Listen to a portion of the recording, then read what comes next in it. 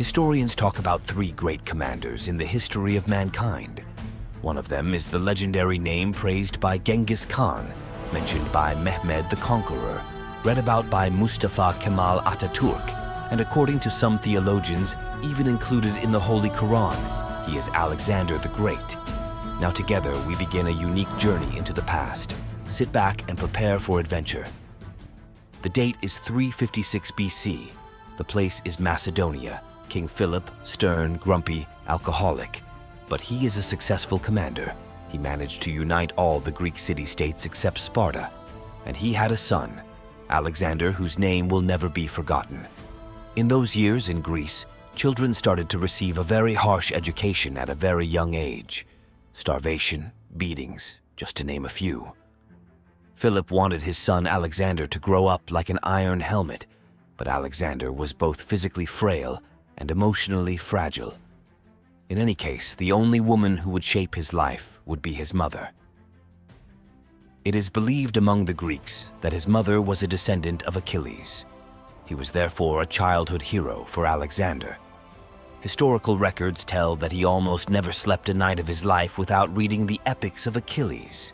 His teacher and the person who gave him his worldview was the famous philosopher Aristotle. Alexander's first great victory was neither against huge armies nor against his opponents in the wrestling ring. His first victory was his horse Bucephalus. Bucephalus was a big, black, and impregnable horse. That is why no one would buy him, even if he was beautiful. But Alexander understood the horse's problem. Bucephalus was afraid of his own shadow. Alexander helped Bucephalus overcome this fear by turning his face towards the sun. This made even his grumpy father Philip proud and won Alexander the greatest friend of his life. Together they would walk half the known world. In 336 BC, a strange thing happened. King Philip of Macedonia was assassinated at a banquet in front of his son. Who commissioned the assassination would never be found.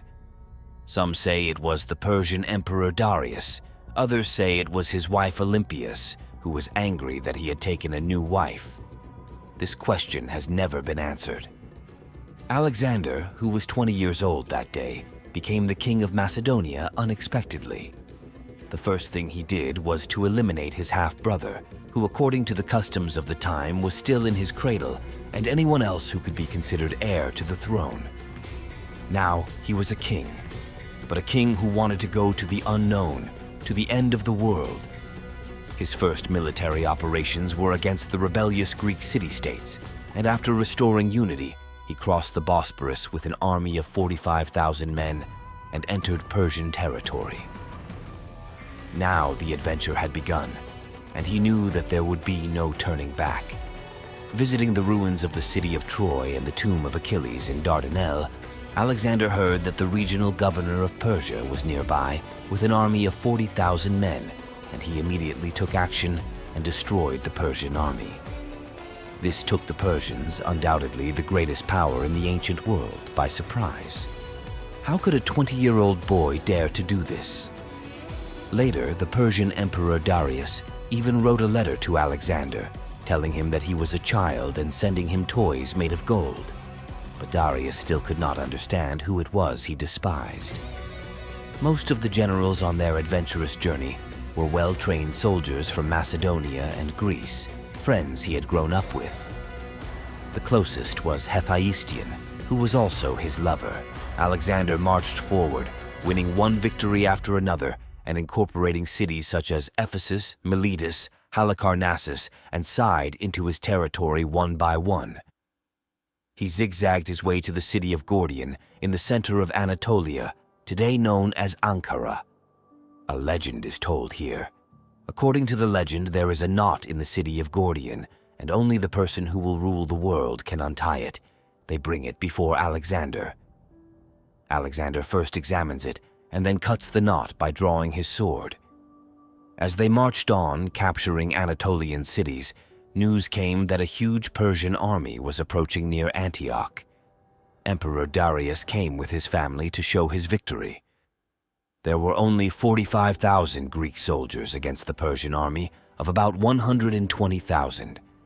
The most important troops in the Greek army were light infantry called phalanx, carrying 6-meter spears. The two armies faced each other, and again the Persian army was crushed by Alexander's successful tactics. Emperor Darius flees the battlefield. Alexander was very angry about this, because a king should not be a coward and run away from the battlefield no matter what, leaving his family behind.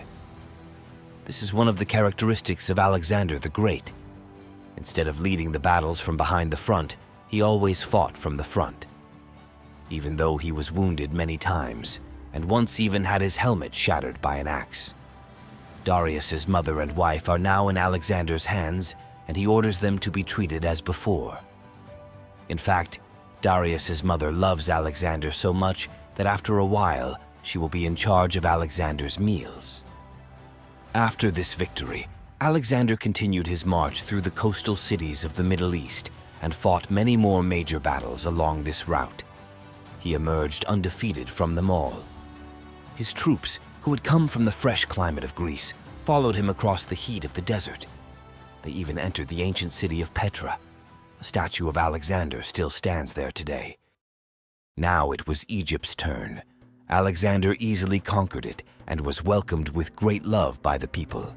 At that time, Egyptian and Greek cultures were very close to each other, and since the Egyptians looked at the Persians as invaders, they welcomed Alexander as their savior.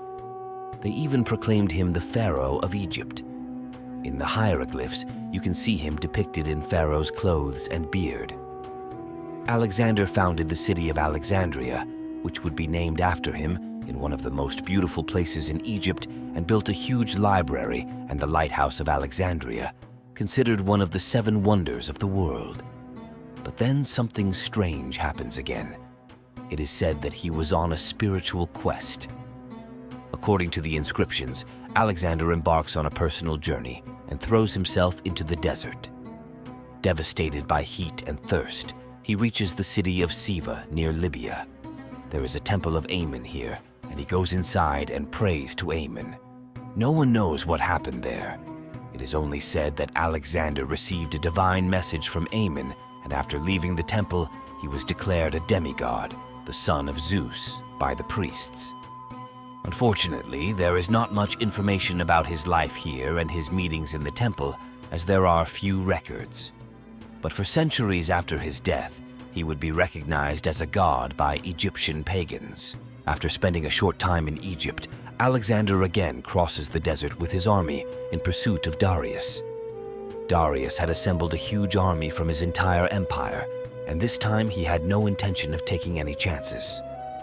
According to Persian and Greek records, this army consisted of 200,000 to 300,000 soldiers.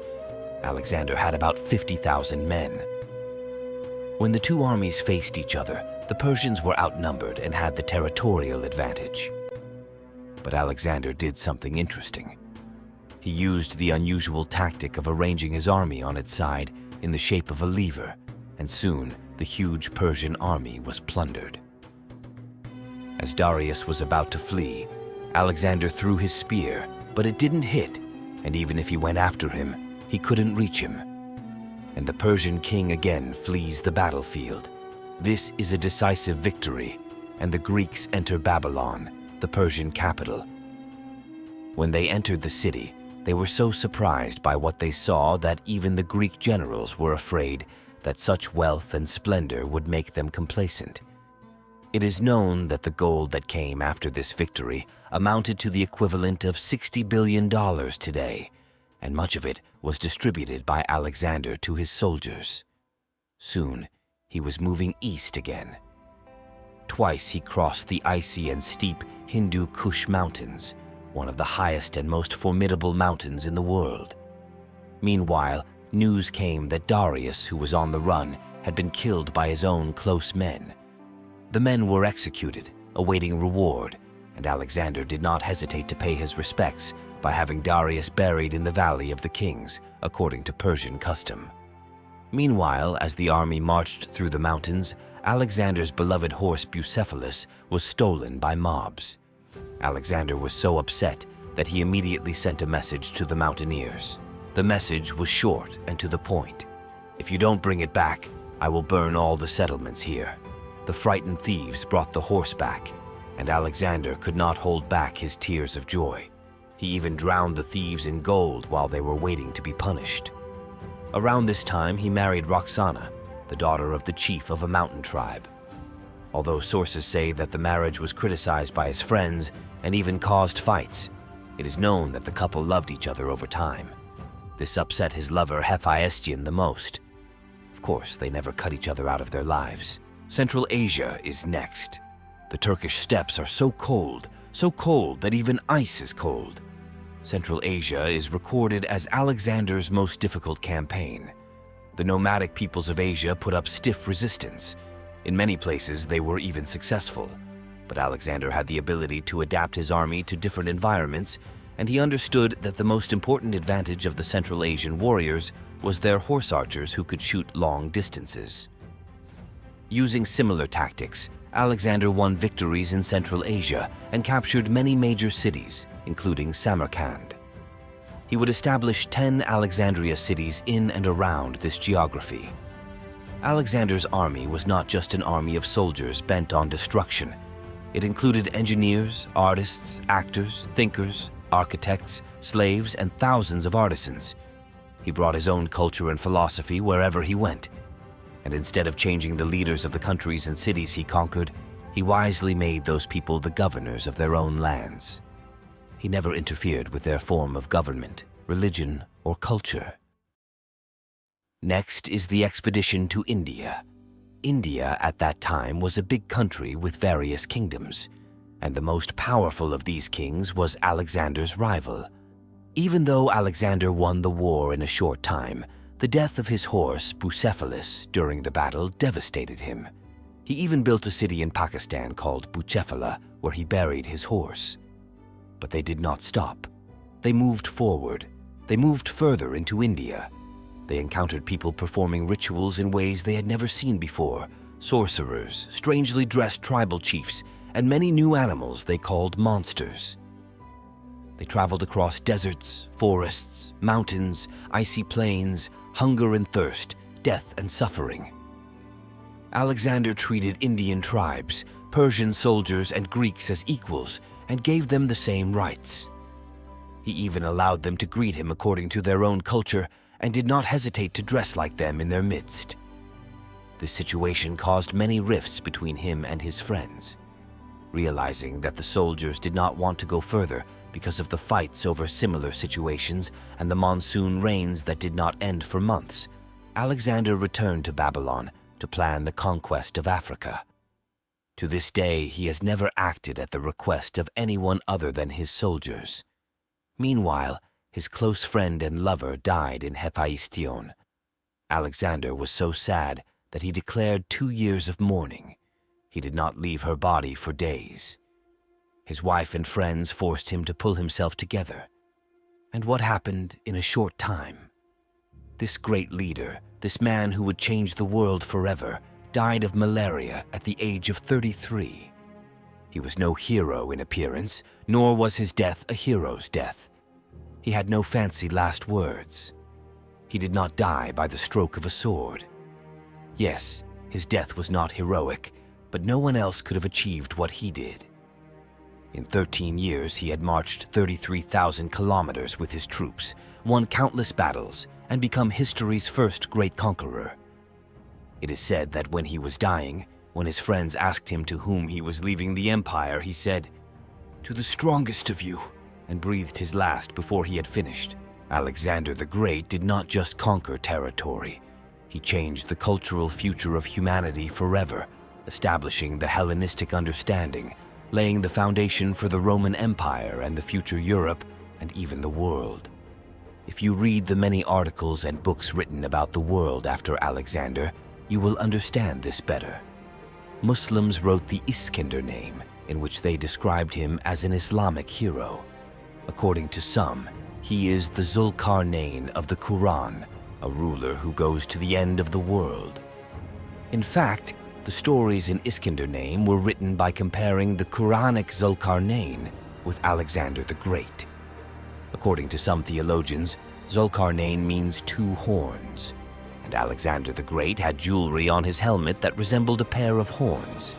It is also known that some of the coins minted in the name of Alexander the Great depict him mixed with an ox with horns, and some people call him a double-horned man. For Indians, he became a mythological hero. For Central Asians, he was an exemplary leader that even Genghis Khan would mention. For the Egyptians, he was worshipped as a pagan god for centuries. In his lifetime, from the southernmost part of Africa to the northernmost part of Asia, there was no one who had not heard of him. In the mythologies of almost all societies, he was the hero who achieved the impossible.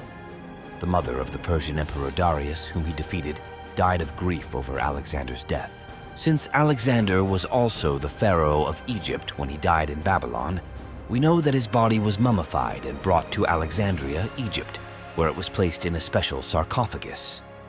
For centuries, kings came to visit him. Even when the great Roman Emperor Augustus came to Egypt and wanted to see Alexander's body, he was told that he could see the bodies of other kings. He said, "I have come to see a king, not a bunch of dead people." Alexander left a philosophy of wanting the greatest. He had a dream of a world united under one roof, a dream that may never come true, but this dream is remembered with him and will be remembered forever. This is what will always come to mind when Alexander the Great is mentioned. This is legend and lore. This video